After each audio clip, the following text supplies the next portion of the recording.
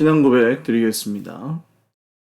전능하사 천지를 만드신 하나님 아버지를 내가 믿사오며 그 외아들 우리 주 예수 그리스도를 믿사오니 이는 성령으로 잉태하사 동정녀 마리아에게 나시고 본디오 빌라도에게 고난을 받으사 십자가에 못 박혀 죽으시고 장사한 지 사흘 만에 죽은 자 가운데서 다시 살아나시며 하늘에 오르사 전능하신 하나님 우편에 앉아 계시다가 저리로서 산자와 죽은 자를 심판하러 오시리라.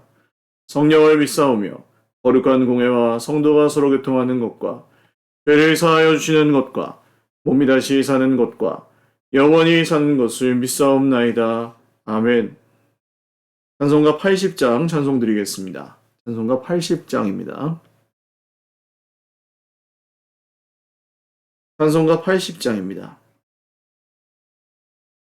천지에 있는 이름 중 귀하고 높은 이름 주 나시기 전 지으신 구주의 이름 예수 주 앞에 내가 엎드려 그 이름 찬송함은 내 귀에 들린 말씀 중 귀하신 이름 예수 주 십자가에 달릴 때 명패에 쓰인 대로 저 유대인의 왕이요 곧 우리 왕이시라 주 앞에 내가 엎드려 그 이름 찬송함은 내 귀에 들린 말씀 중 귀하신 이름 예수 지금도 살아계셔서 언제나 하시는 일 나 같은 죄인 부르사 참 소망 주시도다 주 앞에 내가 엎드려 그 이름 찬송함은 내 귀에 들린 말씀 중 귀하신 이름 예수 주 예수께서 영원히 어제나 오늘이나 그 이름으로 우리에게 참 복을 내리신다 주 앞에 내가 엎드려 그 이름 찬송함은 내 귀에 들린 말씀 중 귀하신 이름 예수 아멘. 아멘. 하나님 말씀 요한복음 18장입니다. 요한복음 18장 39절에서 19장 16절까지 말씀입니다. 신약성경 요한복음 18장 39절에서 19장 16절까지 말씀입니다.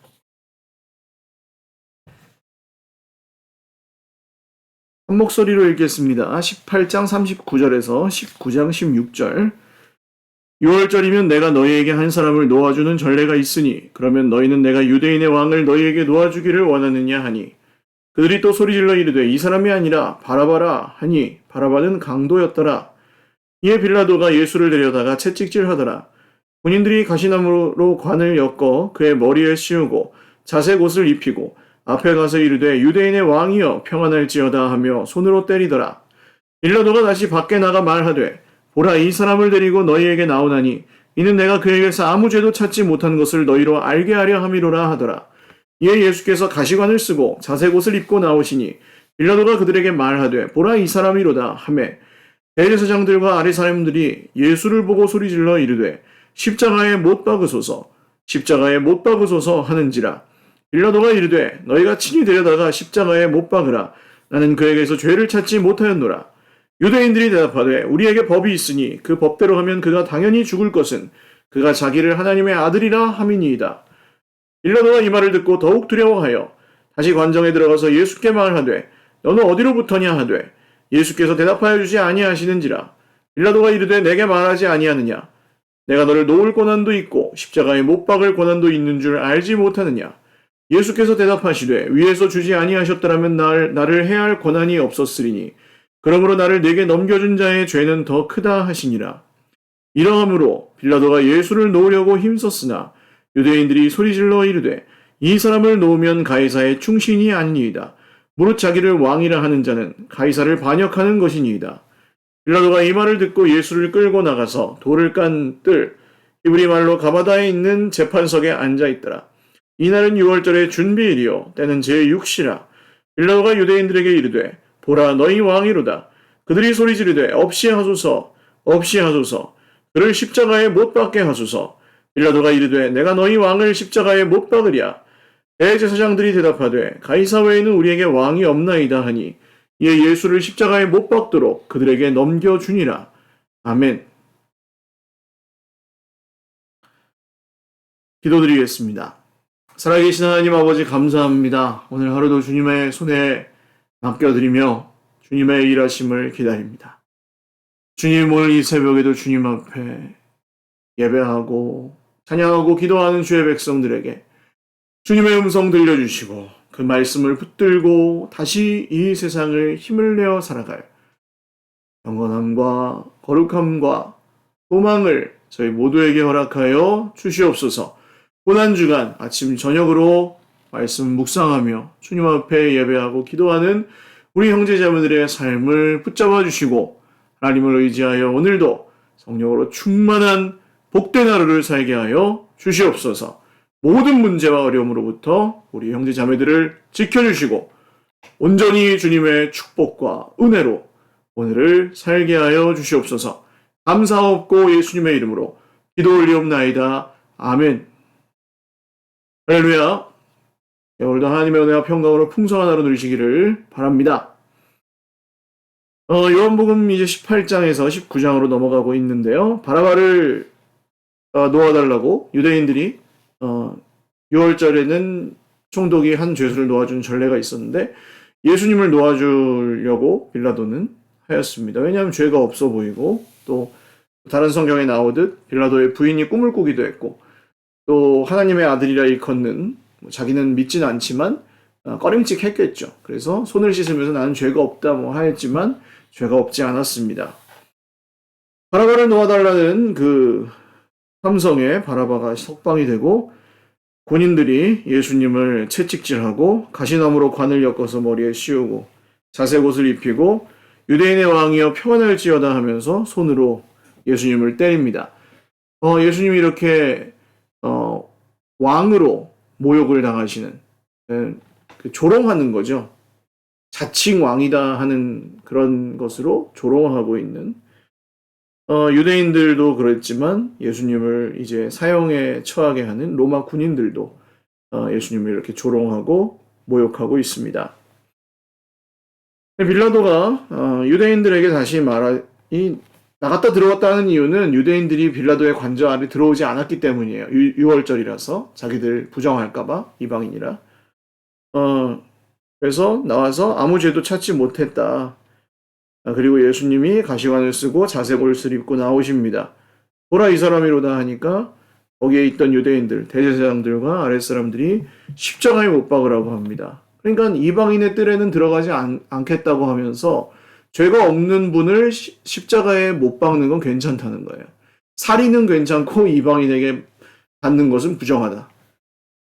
이게 이제 자기들을 위한 잣대로 율법을 이용하고 있는 것이었죠. 하나님의 말씀은 순종하라고 주신 것이지 이용하라고 주신 것이 아닙니다. 믿으라고 주신 것이지 그 말씀을 써먹으라고 주신 것은 아닙니다. 그래서 우리는 말씀을 대하는 자세와 태도가 굉장히 중요한데 이게 사실은 그 삶의 모든 것을 결정합니다.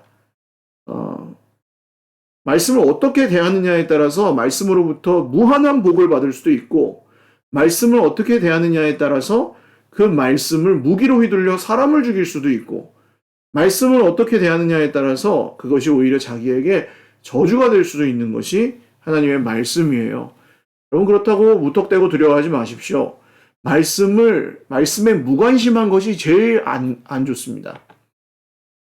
말씀을 사랑하다가 말씀을 묵상하려고 애쓰다가 혹시 잘못 이해하거나 이런 것들은 실수로서 그냥 조금씩 배워가면은 온전하게 될 이야기들이지만 예수님을 내 주인이라고 하면서 주인의 뜻에는 전혀 관심이 없는 무관심이 오히려 더 무서운 것입니다. 물론 이 새벽에 일어나서 기도하시는 분들은 말씀에 무관심한 분은 없겠죠.